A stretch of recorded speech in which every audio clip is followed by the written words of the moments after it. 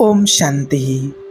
कैसा होना चाहिए पति पत्नी का रिश्ता जिससे घर में हमेशा खुशियां ही रहें।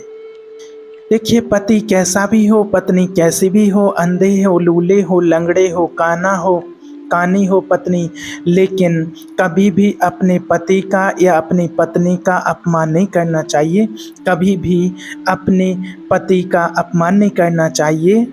कभी नारी का अपमान नहीं करना चाहिए और नारी का धर्म है कि कभी पति का अपमान नहीं करना चाहिए।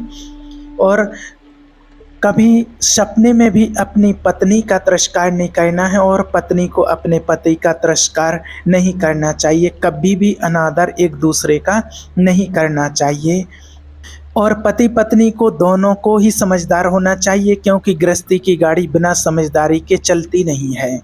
और आज के इस वर्तमान समय की जो स्थिति परिस्थिति को जो देख रहे हैं, तो इस टाइम पर तो और समझदार दोनों को हो जाना चाहिए। आज हर व्यक्ति का जीवन संकट में है। कब किसको कौन सी बीमारी आ जाए, कब किसका शरीर छूट जाए, कोई भरोसा नहीं है, कोई भी नहीं जानता है। इसलिए आप अपनों का प्यार जरूर लूटिए और आप अपनों से प्यार जरूर कीजिए। आप अपनों के करीब रहिए ताकि कल कोई ये ना हो कि हम तो उनसे बात नहीं कर पाए, हम तो उनसे मिल नहीं पाए। जीवन का कोई भरोसा नहीं है, कब सांसें रुक जाएं। बिन भरोसे की ज़िंदगी है। आज ऐसा नहीं है कि हम संसार में बहुत सुखी हैं, ऐसा तो कोई कह ही नहीं सकता है। ये बिन भरोसे की ज़िंदगी है, इसका कुछ पता नहीं है, कुछ कह नहीं सकते हैं। क्या भरोसा है इस ज़िंदगी का, साथ देती नहीं है किसी का। श्वास रुक जाएगी चलते चलते, संभा बुझ जाएगी जलते जलते, दम निकल जाएगा आदमी का। क्या भरोसा है इस ज़िंदगी का।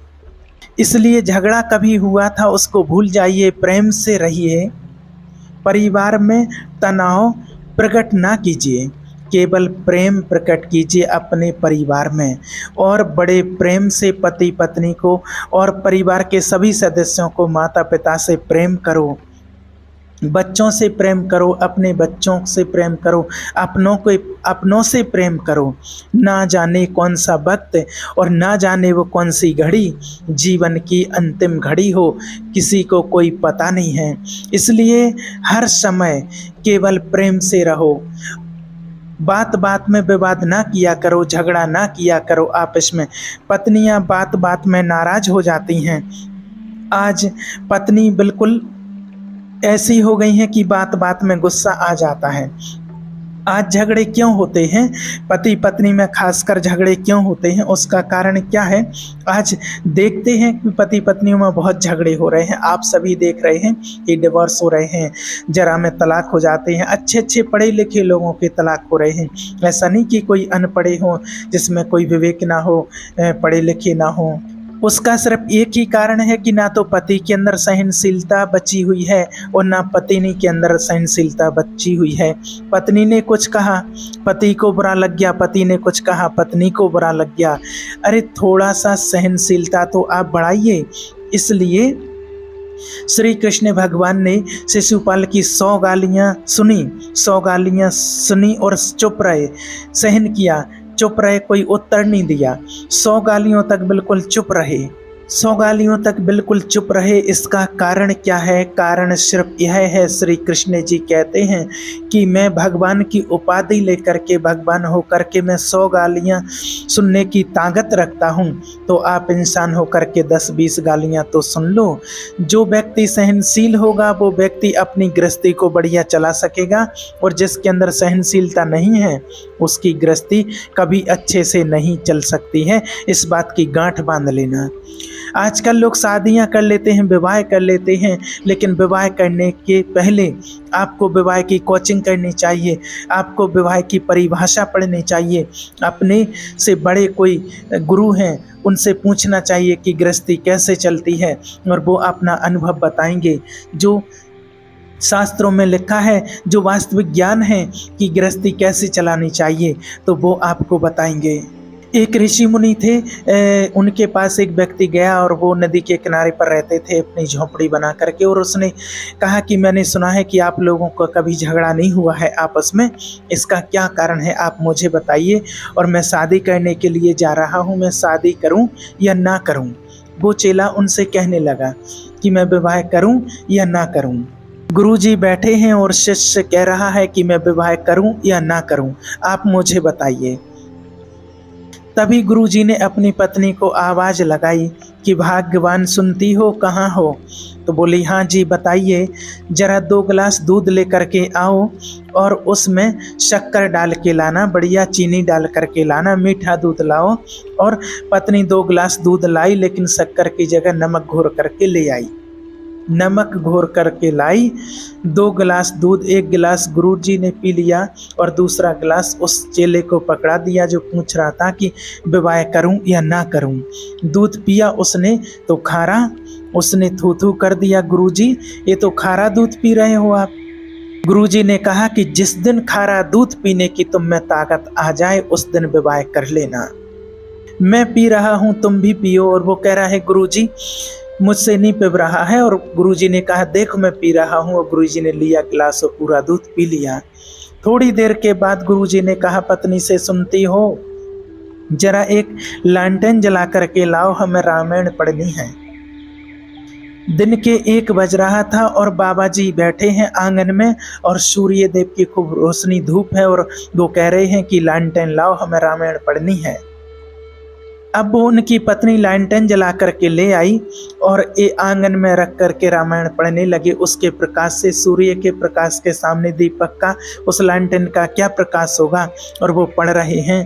अब जो वो पूछ रहा था कि गुरुजी शादी करूं कि ना करूं, वो समझ गया कि ये दोनों बुड्ढा बुड्ढी पागल हैं, ये सटिया गए हैं, ये दोनों पागल हो चुके हैं। और वो उठ करके जाने लगा। गुरुजी ने कहा कि कहाँ जा रहे हो भाई? उसने कहा कि गुरुजी हम तो पूछने आए थे कि विवाह करें कि ना करें, पर आप तो पागल से हमें दोनों लग रहे हैं, इसलिए हम जा रहे हैं। गुरुजी ने कहा, बेटा हम पागल नहीं हैं, हम तेरे ही प्रश्न का उत्तर दे रहे हैं। एक कैसा उत्तर है? गुरुजी ने कहा कि सुनो, जब मैंने उससे कहा कि दूध में शक्कर डाल करके लाना, तो वो क्या डाल करके लाई? नमक। गलती उसने की है।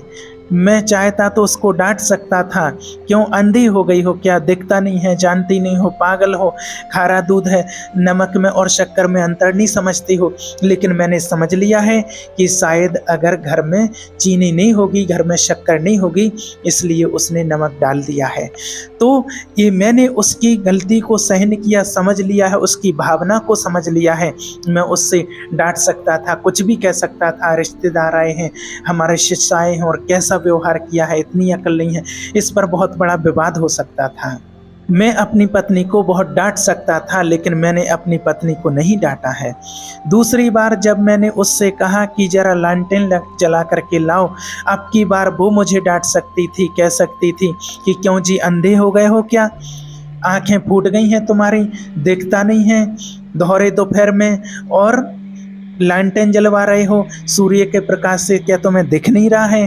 तो जब मैंने गलती की है तो उन्होंने सहन किया है कि हाँ कोई कारण होगा कि वो लालटेन जलवा रहे हैं, हमें क्या? मेरी गलतियों को उन्होंने सहन कर लिया, मैंने उनकी भावना को समझ लिया है और उसने मेरी भावना को समझ लिया है और एक दूसरे की गलती को सहन कर लिया है। और बेटा, जब तुम्हारे अंदर इतनी सहनशीलता आ जाए तो विवाह कर लेना और तुम्हारा विवाह सफल हो जाए, और सहनशीलता ना आए तो विवाह कभी मत करना, क्योंकि रिश्तों में सहनशीलता बहुत जरूरी है। पत्नी की बात को सहन करना ही पड़ता है। आज कोई भी पत्नी कितनी भी पतिव्रता हो, लेकिन एक दूसरे को थोड़ी थोड़ी बातें तो सहन करनी ही पड़ती हैं। और पति कितना भी बड़ा राम क्यों ना हो, पर उसकी भी कुछ बातें तो आपको सुननी ही पड़ेगी। और सुनने की आदत आ गई और सुन करके तुमने बातों को ख़त्म कर दिया, पचा लिया, तो आपकी गृहस्थी बढ़िया है। और अगर सुन करके भों भों भों भों चालू कर दिया एक दूसरे ने, तो ना घर के हो फिर ना घाट के हो। इसलिए पति गलती करें तो भूल जाओ उस बात को, और पत्नी गलती करे तो भूल जाओ, गलतियों को भुलाओ, आगे बढ़ो, अपने जीवन को, अपनी गृहस्थी को आगे बढ़ाओ। पति पत्नी का संबंध चंदन की तरह होनी चाहिए। चंदन की तरह दोनों के रिश्ते होने चाहिए। चंदन की लकड़ी के कोई 1000 टुकड़े भी क्यों ना कर दे, पर चंदन अपनी खुशबू का स्वभाव कभी नहीं छोड़ता है। उसी प्रकार से हमारा स्वभाव जो है सहनशीलता का, हम अपना वो स्वभाव कभी ना छोड़ें। हमारे साथ कुछ भी हो जाए, अपना स्वभाव ना छोड़ें। ये तो स्वभाव नहीं छोड़ोगे अगर, तो जीत आपकी ही होगी।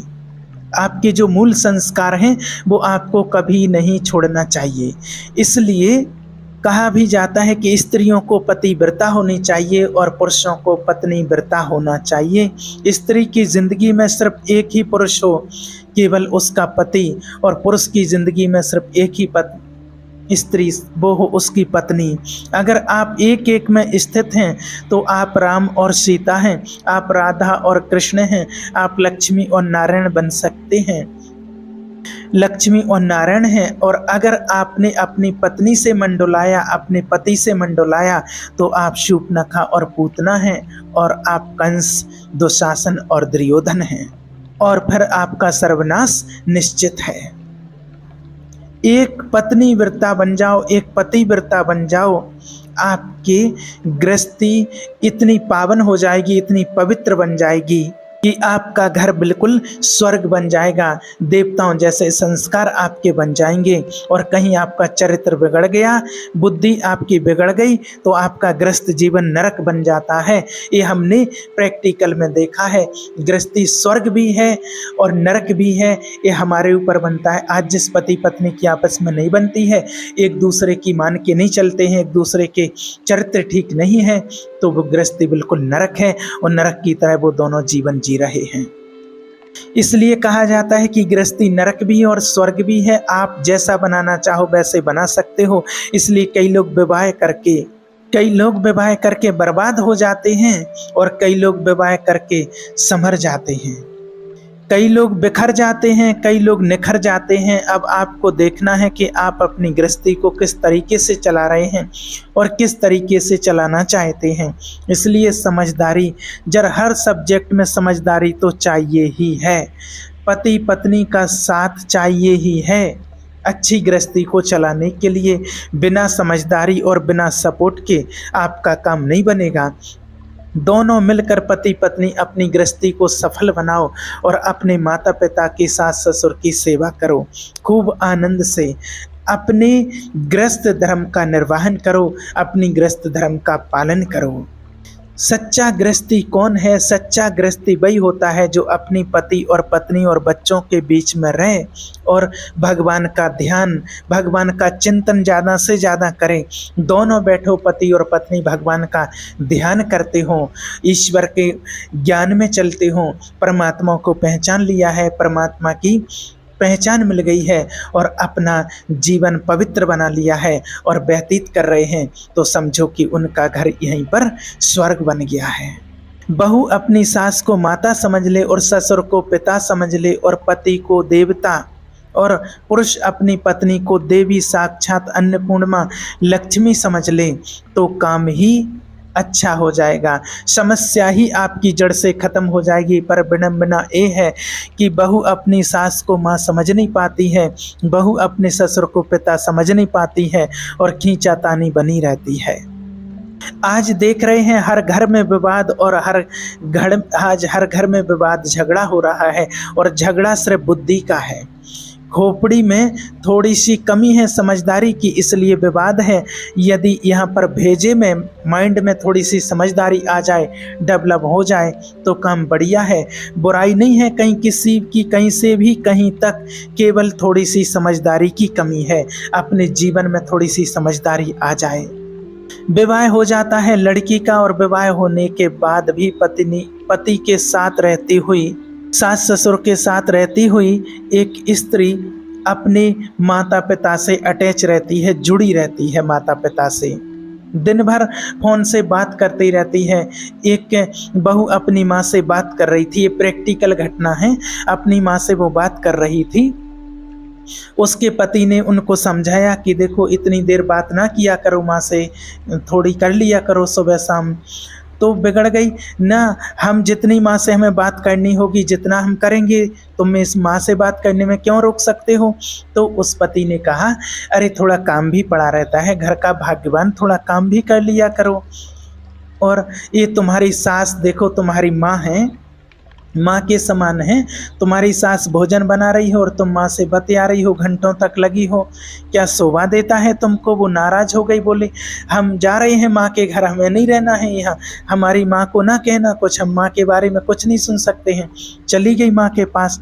माँ पहुँच गई, सुनो आपसे बात करती हूँ तो उनको बोझ लगता है, उनको बुरा लगता है, बात नहीं करने देते हैं।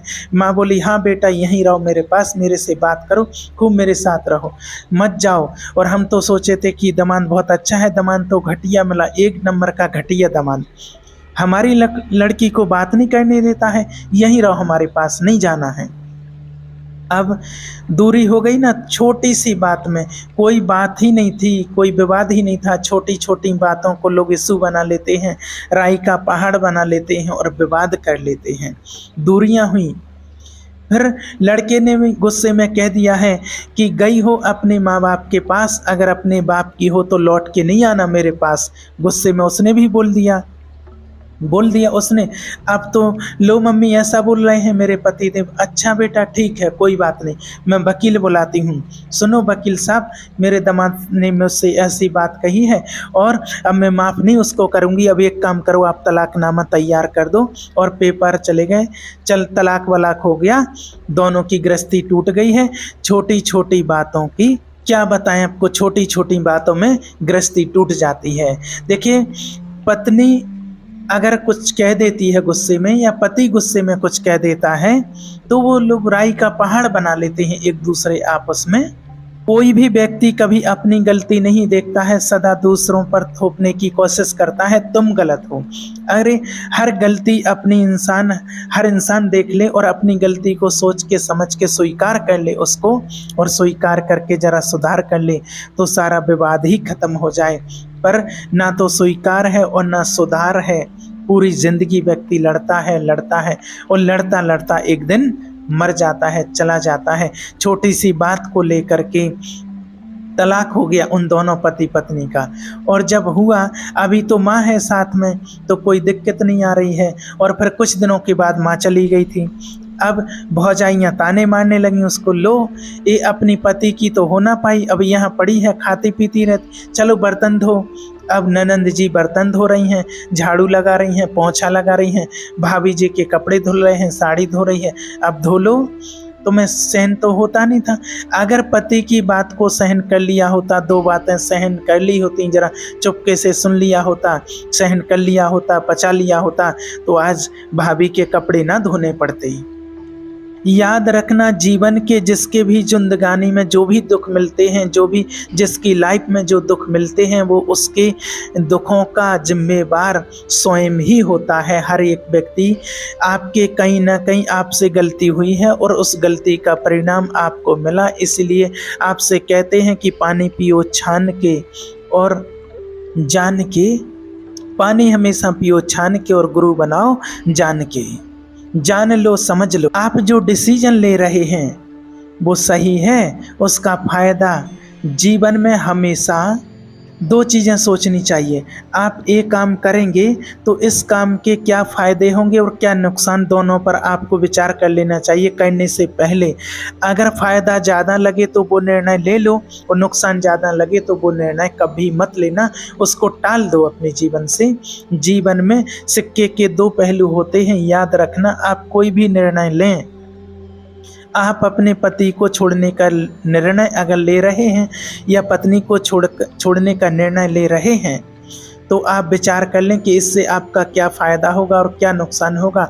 अभी तो ताजगी में आपने निर्णय ले लिया और साल भर बाद आपको पश्चाताप ना करना पड़े।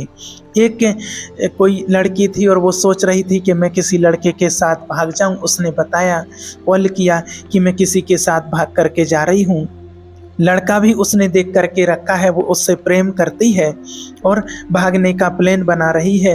उनको बताया, समझाया, उसको कहा कि बहन भागने के पहले दोनों पहलुओं को सोच लेना कि इसमें तुम्हारा कितना फ़ायदा है और क्या नुकसान है। फायदा तो ये है आपको कि जिससे तुम प्यार करते हो वो तुम्हें मिल जाएगा, पर नुकसान ये है कि समाज तुम्हें कभी और वो परिवार तुम्हें कभी स्वीकार नहीं करेगा, कभी तुम्हें सम्मान की दृष्टि से कोई देखेगा नहीं। ये नुकसान है तुम्हारे जीवन का, तुम्हारा अपमान होगा। तुम्हारी शादी के 10 साल बाद भी तुम्हें लोग ये कहेंगे कि ये लड़की अपने माँ बाप के घर से भाग करके आई, कोई सम्मान नहीं, कोई इज्जत नहीं, हमेशा तुम्हें ताने खाने पड़ेंगे। दोनों पहलुओं पर विचार करना। थोड़े से सुख के लिए यदि अपनी जिंदगी दांव पर लगाते हैं बिना विचारे, इसे आप अज्ञानता ही समझिएगा। इसके लिए कबीरदास जी ने बहुत अच्छा एक दोहा लिखा है कि मक्खी माना जो भी व्यक्ति है, जो व्यक्ति बिना विचारे जो करे सो पाछे पछताए, और काम बिगाड़े आपनो सो जग में होए हंसाए। इसीलिए जो भी निर्णय अपने जीवन में लो, कभी वो निर्णय बिना विचारे नहीं लेना चाहिए। 4 लोगों से पूछ लो, 4 लोगों से समझ लो, जो लोग अच्छा कहें, ज़्यादा लोग अच्छा कह रहे हैं तो उस काम को कर लो, ज़्यादा लोग कह रहे हैं कि मत करो तो ज़रा विचार करो।